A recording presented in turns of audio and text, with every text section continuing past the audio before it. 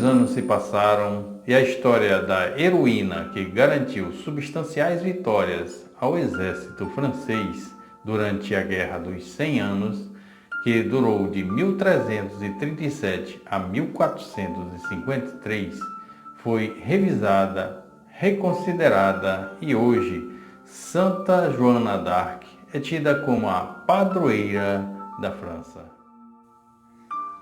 Meu nome é João Pereira Júnior e você está no canal JP Júnior. Convido você que não é inscrito no meu canal que se inscreva. Ative o sininho para receber notificações, compartilhe esse vídeo e deixe seu like.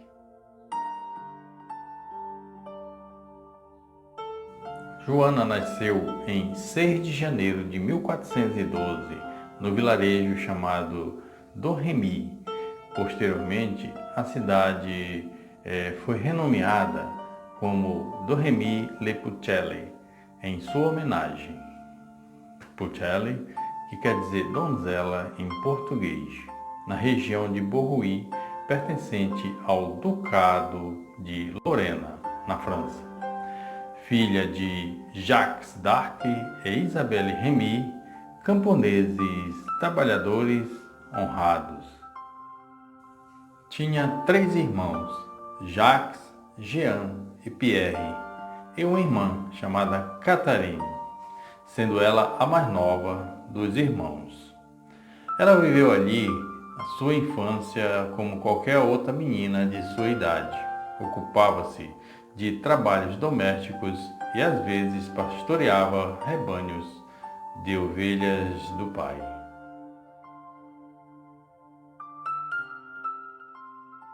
Desde a infância, Joana demonstrava uma piedade singular.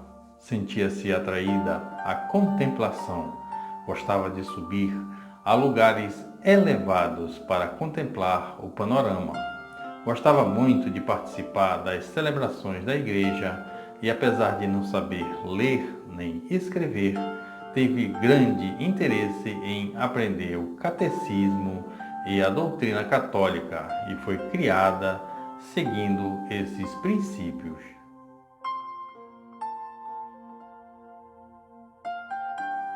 Aos 13 anos de idade, Joana começou a ouvir uma voz que lhe orientava no caminho de Deus. Veja como ela mesma narrou esses fatos com muita simplicidade. Quando eu tinha mais ou menos 13 anos, ouvi a voz de Deus que veio ajudar-me a me governar.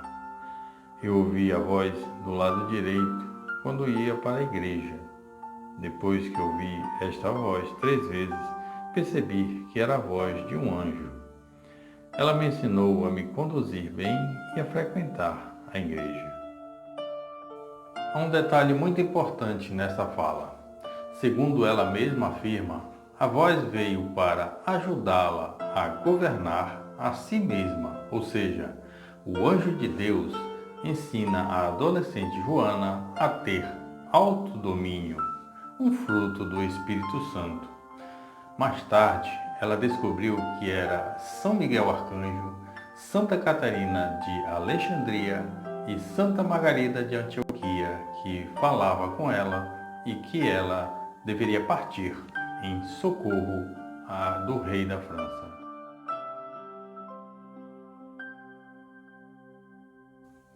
Há 75 anos, a França sofria demasiadamente vivendo a chamada Guerra dos 100 Anos. Tal guerra se dava contra a Inglaterra. A França, então um dos grandes países católicos, sofria a tentativa de invasão por parte dos ingleses desde 1337. A França, por sua vez, vinha dividida por discórdias internas e queda na moral e na religião.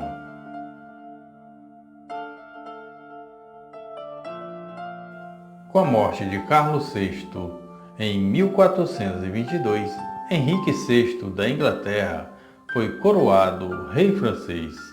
Com isso, a França corria sério risco de deixar de existir como país.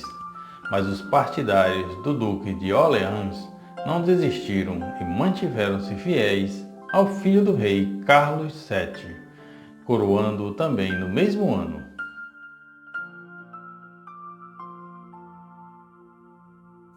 Aos 17 anos de idade, a voz vinda do céu avisou a Joana que a sua hora de agir tinha chegado. Então, ela saiu da casa de seus pais e conseguiu convencer um capitão francês chamado Roberto de Baudricourt a levá-la até o rei não empossado Carlos VII, que estava em Chinon. Joana dizia ser da vontade de Deus que Carlos recebesse a coroa e que ela, Joana, tinha sido chamada para liderar os exércitos da França na expulsão dos ingleses.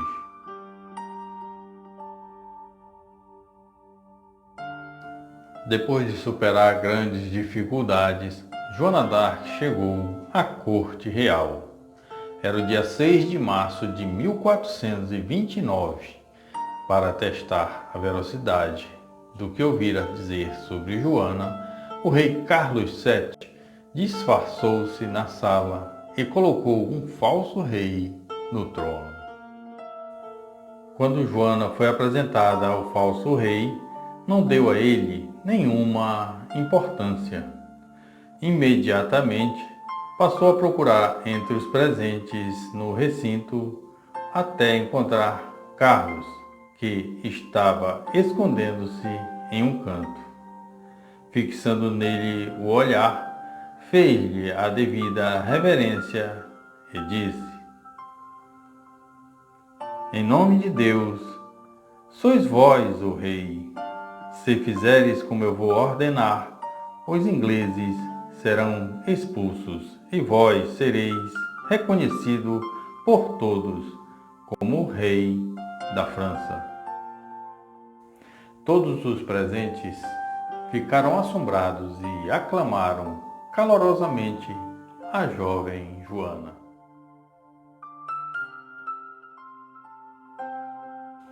Joana ganha a confiança de Carlos VII e, depois de ouvi-la atentamente, entrega a ela o comando de um pequeno exército para socorrer Orleans, então sitiada pelos ingleses. E ela partiu liderando os guerreiros para as batalhas decisivas. A presença de Joana d'Arc, cheia de inocência, sabedoria e força, impunha grande respeito e dava novo ânimo aos soldados. Como medida de união, ela proibiu bebida alcoólica e os jogos entre os soldados. Além disso, convenceu os soldados a se confessarem e comungarem para enfrentar os ingleses com o poder de Deus. Chegando à cidade, Joana intimou o inimigo a render-se e disse: "Voltai a vosso país, Deus assim o quer. O reino da França não vos cabe, mas a Carlos. Eu sou uma enviada de Deus e minha tarefa é expulsar-vos daqui. Deus me dará a força necessária para repelir vossos ataques." Os soldados não deram importância e Joana ordenou ao exército que atacasse. Após 3 dias de luta, os ingleses recuaram. Orleans estava livre. Logo a seguir, Reims caía na mão dos franceses.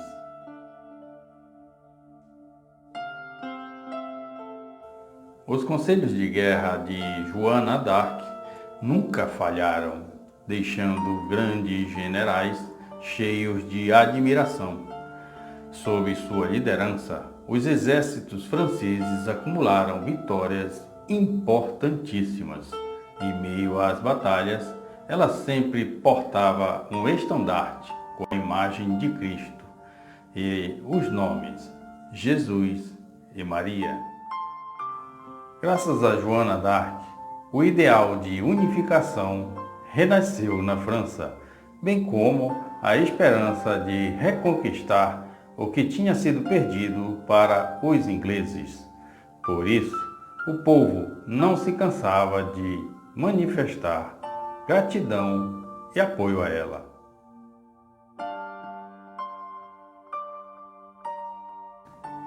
Graças à liderança de Joana d'Arc, Carlos VII, agora reconhecido legítimo rei da França, foi coroado em 17 de julho de 1429, na Catedral de Reims.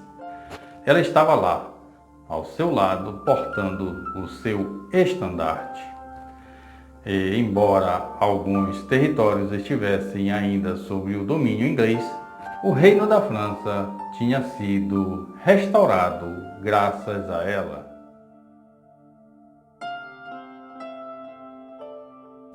Carlos VII, sentindo-se firme e poderoso no trono, esqueceu-se da gratidão que devia a Joana d'Arc e abandonou-a.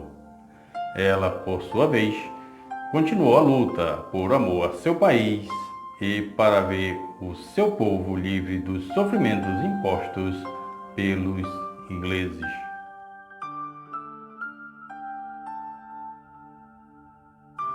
Assim, na tentativa de salvar da mão dos ingleses em Copenhague, cidade que fica a 80 quilômetros de Paris, ela acabou presa na batalha em 23 de maio de 1430 e entregue aos ingleses com o objetivo de levá-la para que fosse julgada pela Inquisição, o mais elevado tribunal da Igreja na França, chefiada pelo bispo de Beauvoir, Pierre Cauchon, um partidário de Filipe III, duque de Borgonha, e aliado à Inglaterra, que recebera grande soma de dinheiro para condená-la. Depois de dezenas de interrogatórios, audição com vários juízes e o próprio depoimento da guerreira, inspirada por Deus, sem nenhum defensor do Estado a que tinha direito, Joana d'Arc foi condenada por heresia, acusada de seguir vozes diabólicas, se vestir como homem, cometer assassinato, até a sua virgindade foi questionada, entre outras práticas inadmissíveis pela Inquisição.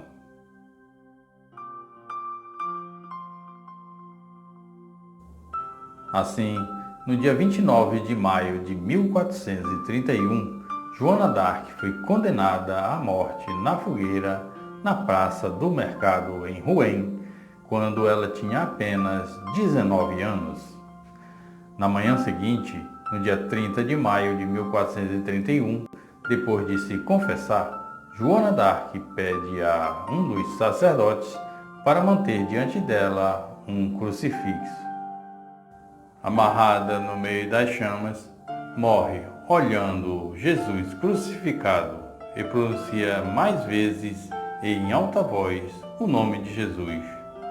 Com os olhos fixos no crucifixo, ela entregou sua vida sem esmorecer, cumprindo sua missão e afirmando crer naquela voz do anjo que guiou seus passos e libertou a França através dela.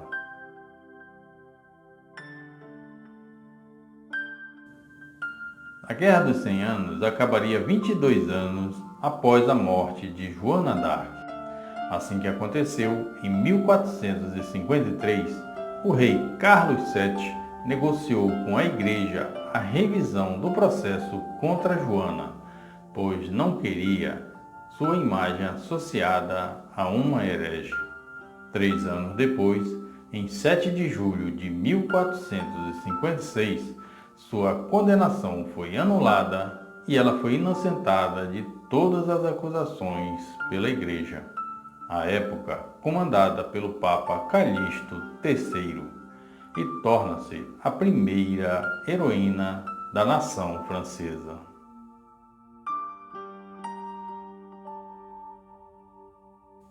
Engana-se se você acha que, desde que o perdão concedido pela Igreja, Joana automaticamente tornou-se um ícone francês. Na verdade, sua história só foi finalmente reacendida no século XIX, quando a historiografia francesa se esforçou para enquadrar a figura de Joana nos padrões da sociedade pós-revolucionária. Em 1909, Joana é beatificada pelo Papa Pio X e canonizada pelo Papa Bento XV no dia 16 de maio de 1920. Hoje, Joana d'Arc é a santa padroeira da França.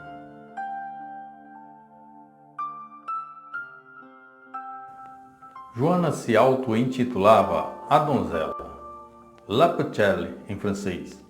Inúmeros documentos da história e fontes mais contemporâneas, seu nome aparece simplesmente como Diane, ou Diane La Pucelle, ou até Diane d'Arc.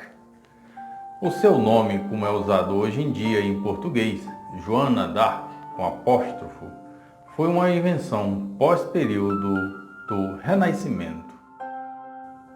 Atualmente existem aproximadamente 20.000 estátuas públicas, 800 biografias históricas, 52 filmes e centenas de peças de teatro, músicas, óperas dedicadas à personagem de Joana d'Arc. Segundo a historiadora francesa Colette Bionnet, autora de uma de suas biografias, a donzela é uma das figuras de mulher mais documentadas da história.